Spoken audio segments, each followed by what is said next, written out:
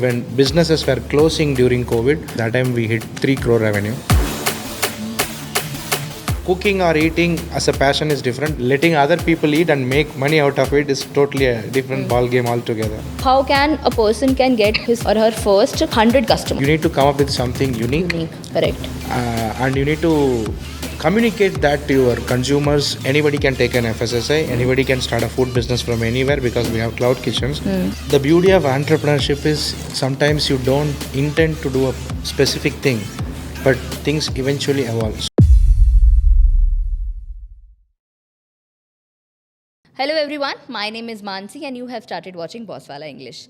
Today we have somebody who is actually helping other aspiring entrepreneurs to build their own profitable food business, and it is special because in this business you are, there is a space where you cannot, or maybe you are not required to own physical form of shop, and this is basically a plus point for everyone. So let's welcome everybody. This is Mr. Karthikeyan Selvaraj. Hello. Welcome, sir.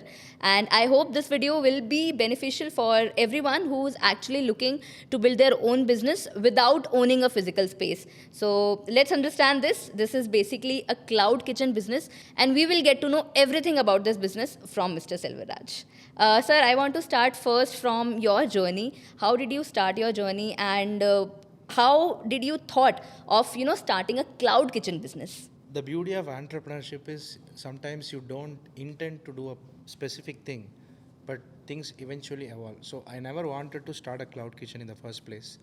So I was a mechanical engineer by qualification and profession, and of course I was in my corporate job, and I used to eat and drink a lot, like food and beverage. Okay. I consume good food and beverage. So people around me said, your passion is more on F&B. I think you should be in the F&B industry. That's how I started. And my first outlet was not even a cloud kitchen. It was a QSR. We call it as quick service restaurant. So Correct. it's a small 110 square feet fried chicken outlet I started. And then my next outlet was a biryani outlet. That was again a takeaway. So I'm talking about 2018-19. So the term cloud kitchen was not so familiar. Correct. Even though there were a lot of cloud kitchens back then. And even today, a lot of people ask me what is a cloud kitchen. So even my second outlet was not a cloud kitchen. My third outlet was again a QSR. The second one I moved to a QSR. And I made it a kind of hybrid. What do I mean by hybrid is you have a physical space, you have a brand in the physical space, and on the back end you have different brands. That is a hybrid model.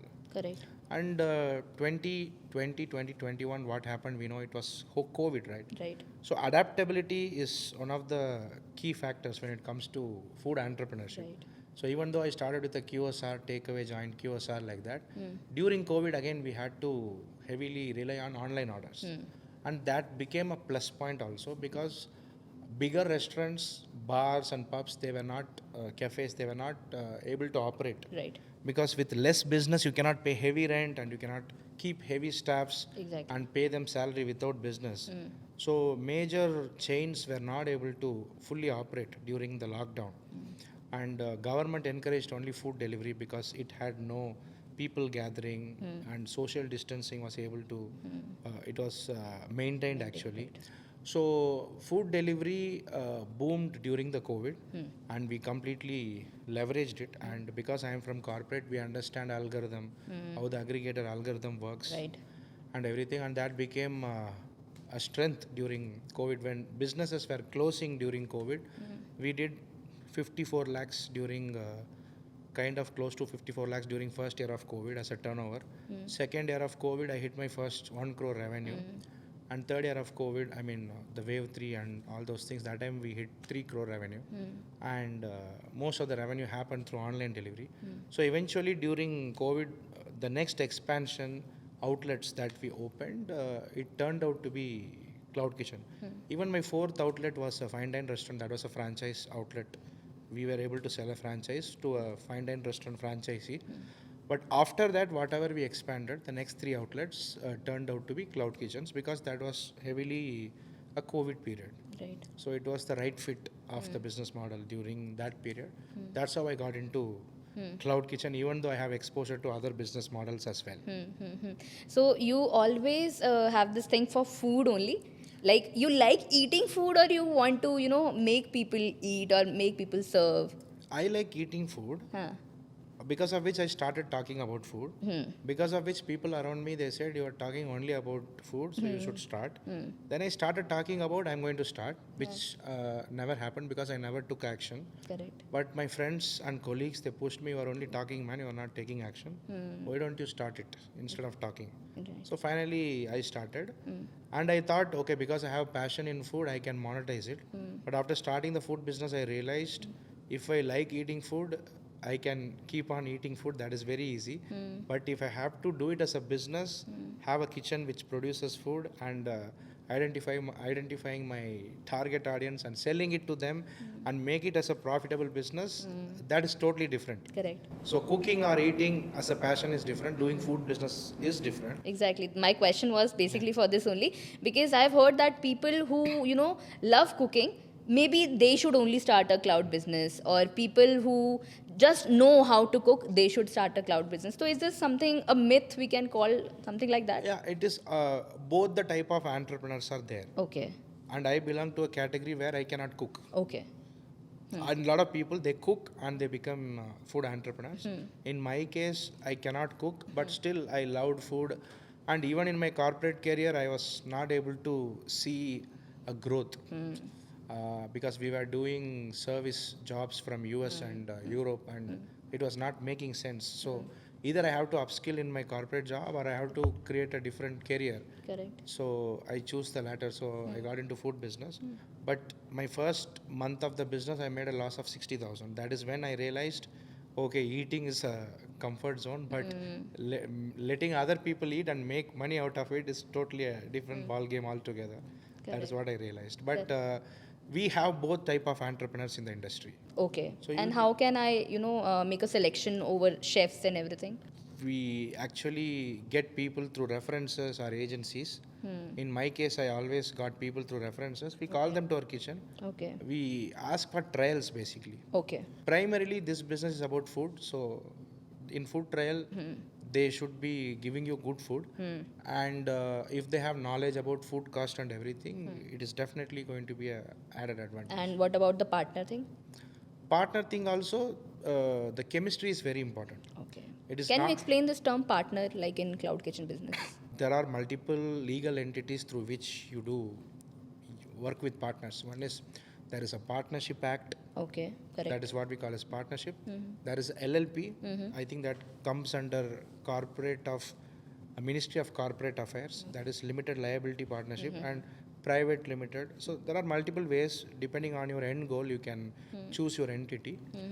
And partnership is basically share, right? So if you put 50-50 capital, you own 50% of the business. Okay, like a partnership business only. Yes, yes. Okay. Got it. And what do you think? Like, how can a person can get his first or her first 100 customers? Yeah, first thing is to identify who's our target customer. Okay. Either you pick a target customer and see what they need Okay. and build things for them, or if you have something unique, you identify who is going to be the target audience, who is going to like your offering. Okay. Everything revolves around target audience, Audiences. without which you cannot achieve anything. Correct. First thing is identifying the right target audience. Once you identify, you need to create a brand business model. You can do it from home, you can do it from a commercial cloud kitchen, whatever is possible. Okay. But you need to have a unique selling proposition. You need to have a menu. You cannot do business anymore, I feel, in at least in tier 1, tier 2 cities in a commoditized way. Okay. You do something, I do also the same thing. It doesn't work anymore. Okay. You need to come up with something unique.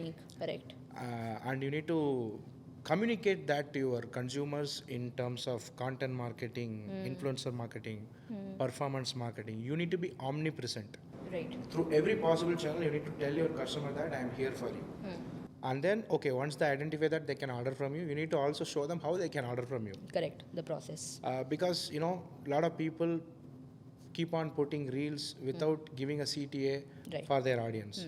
You need to tell them, I do it, let's say if you are a home chef or a home baker, I'm doing it from my home. And if you like it, you can check for the ordering link from my bio, or you can DM me. Like that, you should tell them. And then, the moment you start doing content marketing and influencer marketing, there are high chances that you can easily, of course, performance marketing, you can acquire your first 100 customers. Then they become your word of mouth, your fans, your ambassadors. Since you are a business mentor also, so how do you teach people that okay, this is the first thing that you should do after this? Like there is a step by step We have a chronologically step-by-step things. framework. Huh. So as I told, first thing is identifying the target audience. Second thing is identifying where they are present. And the next thing is what is that unique that you are going to offer to them, why they should order from you, Correct. and creating a lean menu, and then creating food cost, Right. recipe, food cost, and everything, and then creating social media listings and listing your brand in online delivery platforms, Google listing, and then pre-launch marketing, post-launch marketing. Like this, there is a step-by-step process that one should follow. Otherwise, you end up doing so many things and you feel overwhelmed just to realize that you are not heading anywhere. Right. Right. How can a person decide the price of any food item?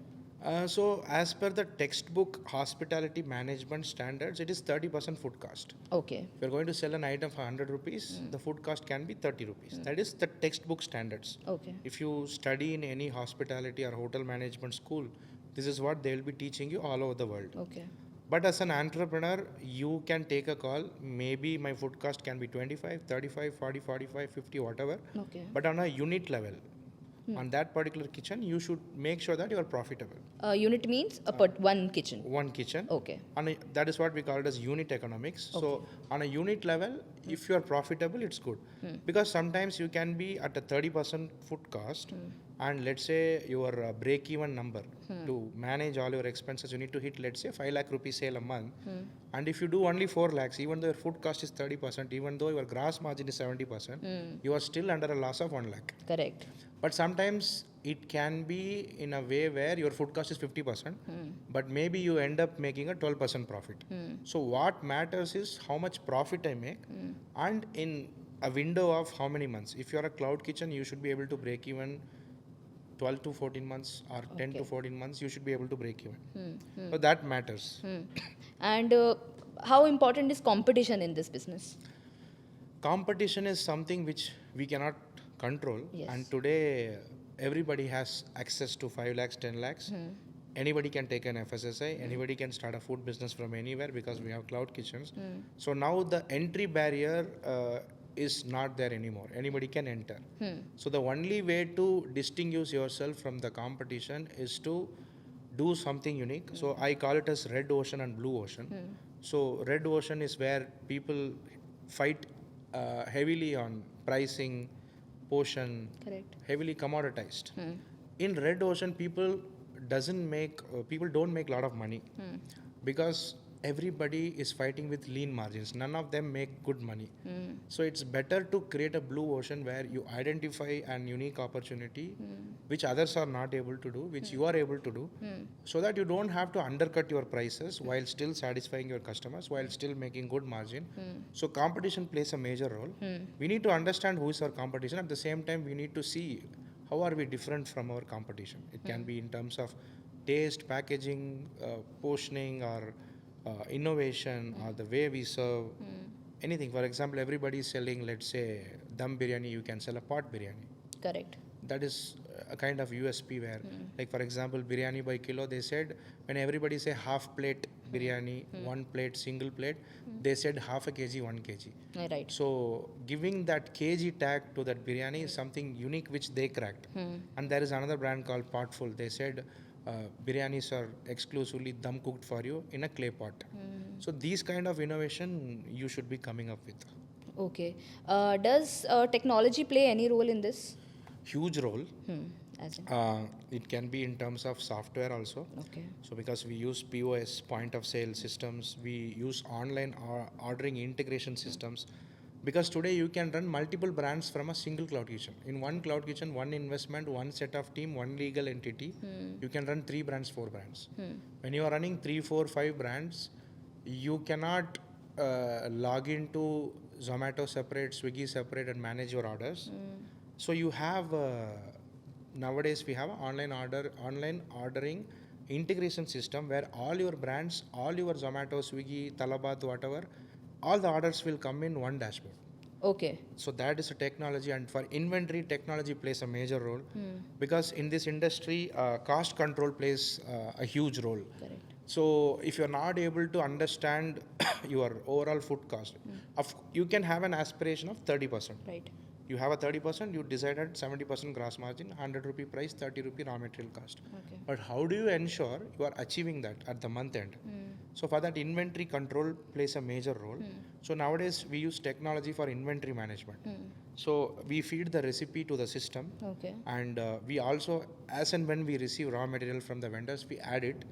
Every time a sale is made, automatically the system will go to the recipe Okay. and subtract that particular ingredient from the overall digital inventory. Okay. So month end, you have a base in your hand. You can take a printout and go to your actual store and do an actual comparison.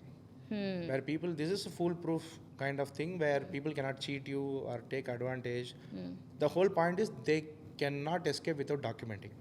If something is wasted, they cannot simply put it in a garbage. They have to tell you. If they want to eat something, they have to ask you permission. Correct. So here we use technology on a software level, on a cooking level also. We have a lot of kitchen automation which we have today, where it reduces your skilled cooks dependency.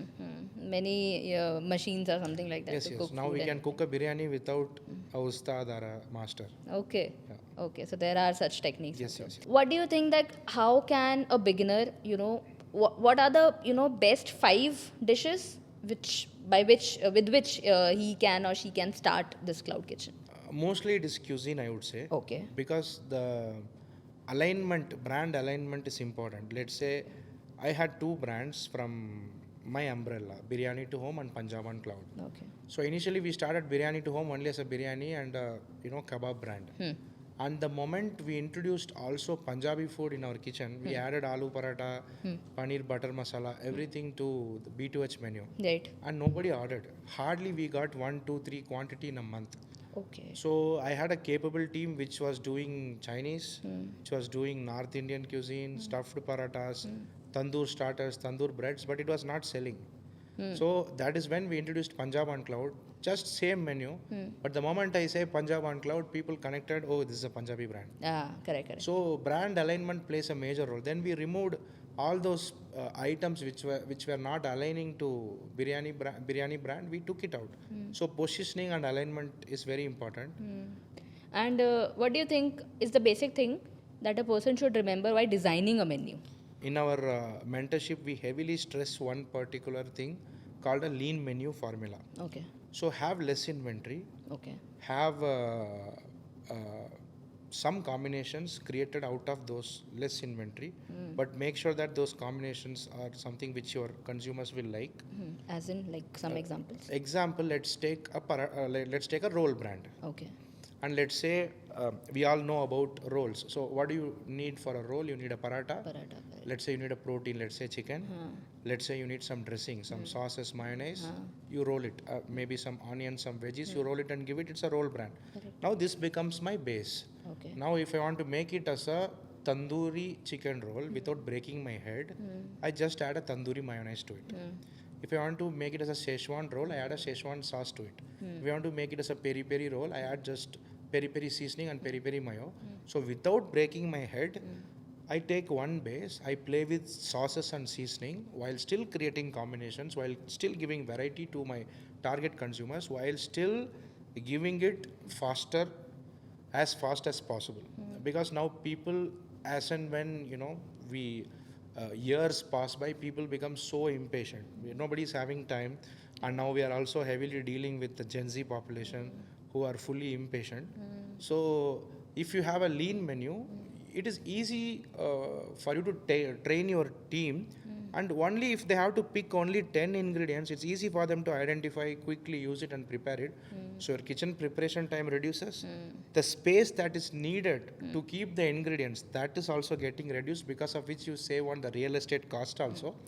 And you can run with minimal manpower because you don't have so many complex things to do. Correct. And you need you need a small kitchen because you don't have 200 items. And because you give everything faster, people are like, okay, if I go there, I will quickly grab and I'll quickly get it. And even platforms like Swiggy, Zomato, Talabat, Noon, Kareem, all these platforms, they give more weightage to this KPI, kitchen preparation time. Lesser the kitchen preparation time, you get more organic visibility in their platforms. Okay. Without even spending ads, if your kitchen preparation time is less, the aggregators know that if I send a delivery boy there, he don't have to waste time. Quickly he Correct. will get, and customer will get the food quickly. Right, right, right. So, except anything that is gourmet. Gourmet, of course, it comes with experience. You cannot have gourmet as a fast food. But correct. except gourmet, other things, lean menu works well. Okay. And if I'm somebody who wants to start my cloud kitchen business, I am working as well, and simultaneously I want to start something like this. So, what do you suggest to someone like that? Easiest thing to do is, without affecting your performance, the easiest thing to do is to do it on times where you don't have work. Let's say evening kitchen. Okay. Do it only evening or do it only weekends so that you don't disturb your job. You don't, you give full attention to the business hours where you really give time and you don't screw up your health. So that is how I would suggest. But if you have really goals and passion to excel in food business, initially you can juggle between both. And of course, you will struggle also in both. But at one point, you need to take a call. Because keeping one leg here and there, it doesn't work. But if you want to keep on doing that forever, then do it, as I told, evening kitchen or weekend kitchen. Weekend kitchen. Or take pre-orders only during weekends. Right. Okay. Yeah. Now, the most important question that I wanted to ask is that if somebody wants to start this, what do you think is the minimum investment that is required? So, if anybody wants to start from their home, then basic compliances may be worth 20,000-30,000. Okay. Do Okay. In 30 to 20,000, they can start from home. From home. Okay. But from home, you cannot scale a lot. Right. Home kitchen heavily works on pre-orders. Right. You take pre-orders, so you already know that I'm going to prepare so much tomorrow, so you don't end up in food wastage. And also you get most of the times upfront money. So you can get advance money. From that you can source your ingredients and you can sell it for profits. That is the advantage. Food wastage and everything, chaos, manpower chaos, all these things are not there. But at the same time it comes with a limitation that you can only do, Scaling is the problem. Scaling is the problem. Only so much you can do from a home kitchen, right? That is about home kitchen. Like if you can spend 2 lakhs, 3 lakhs, 5 lakhs, you can get into a commercial cloud kitchen. Okay. Okay. And it all depends on the budget. If you have 15 lakhs or 20 lakhs, you can do a quick service restaurant. A quick service restaurant is like what? It's like dine-in will be there, but it's self-service. Example, KFC, Subway, Oh, okay. like that. Or even the South Indian Darshanis, that Rameshwaram Cafe.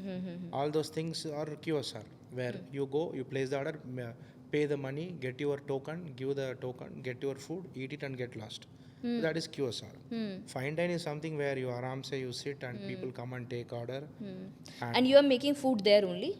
Or Everywhere food is made there only. okay, because recently I've got to know that there is a restaurant and they are taking the orders from the customers there, but they are the food is coming from somewhere else. There are some places, some chains use central kitchen. Okay. But from central kitchen, mostly it is used like the prep work will be done there. Okay. But the final assembly or final finishing will happen in the main kitchen only. Okay. So why people do this? Standardization. Okay. So let's say let's say I do biryani. Okay. I want my biryani to taste same in all my 15 kitchens. Oh. I do it in my central kitchen, I send everywhere. Right. So everywhere the consistency is maintained. But if I only have one restaurant, then why? You can do it there only.